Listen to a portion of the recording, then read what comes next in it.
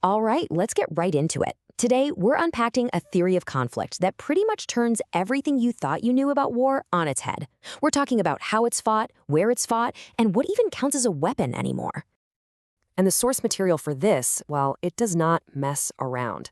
It opens with this really stark reminder, no matter how much the tactics change, the stakes are always, always absolute.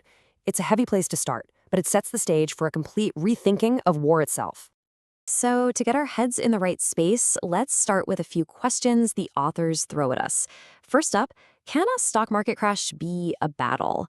I mean, if you use financial tools to deliberately wreck another country's economy, isn't that an act of war? Or how about this one? Remember CNN broadcasting images of a dead U.S. soldier in Mogadishu? That single broadcast totally shifted American public opinion and even its foreign policy. The authors ask, didn't that broadcast function as a powerful strategic weapon, one that literally altered the global balance? And of course, you have the digital world. Think about the chaos a computer virus can cause.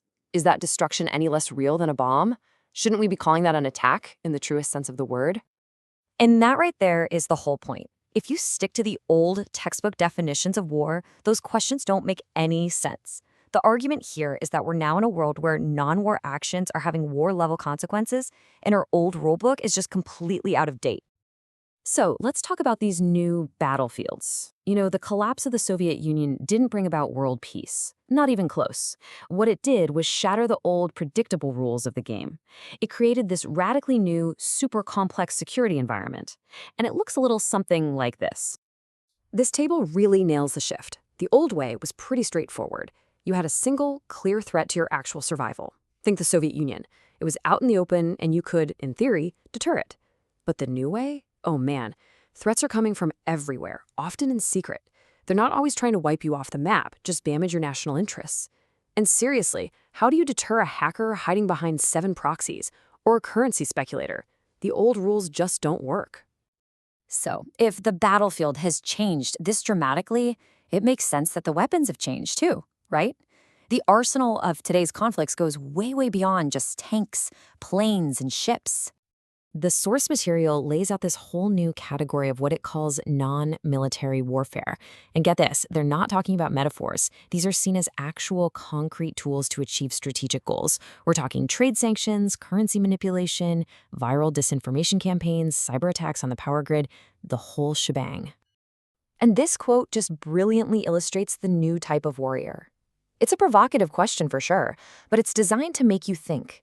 When one person can wield enough financial power to bring a national economy to its knees, that line between investor and aggressor gets really, really blurry. I absolutely love this metaphor. It just paints such a vivid picture. On one side, you've got the massive, professional, by-the-book state military, the dinosaur. It's huge, but it's slow. And on the other side, you have these nimble, unconventional opponents, the rodents. They don't play by any rules, and they can inflict an insane amount of damage for their size. Okay, so the battlefields are different, the weapons are different. How do we actually make sense of all this? Well, the source proposes a new grand warfare method for our time, and it all comes down to the art of combination. And here it is. This is the core idea: unrestricted warfare. It's not about choosing a military option or a non-military option.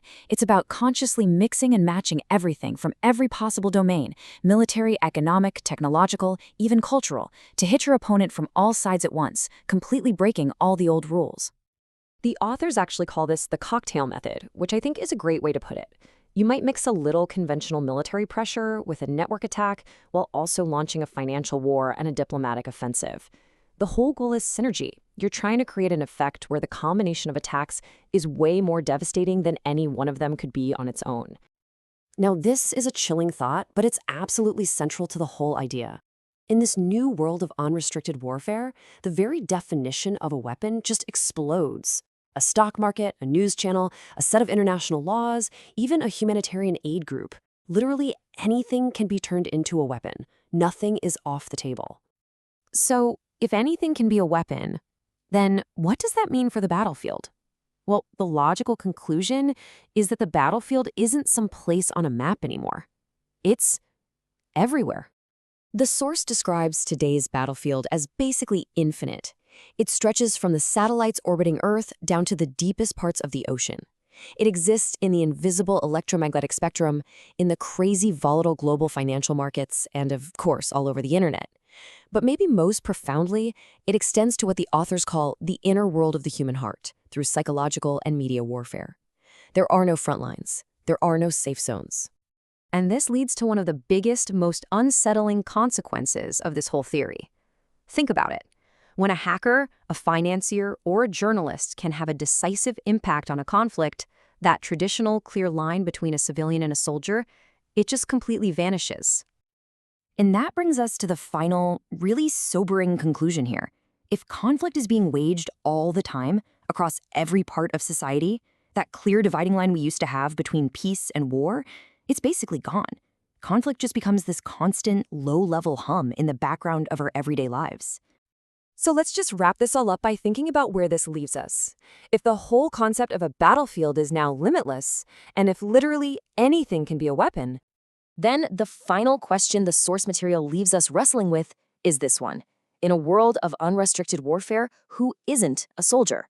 It's a question that forces every single one of us to rethink our role in a world where conflict has broken all of its old rules.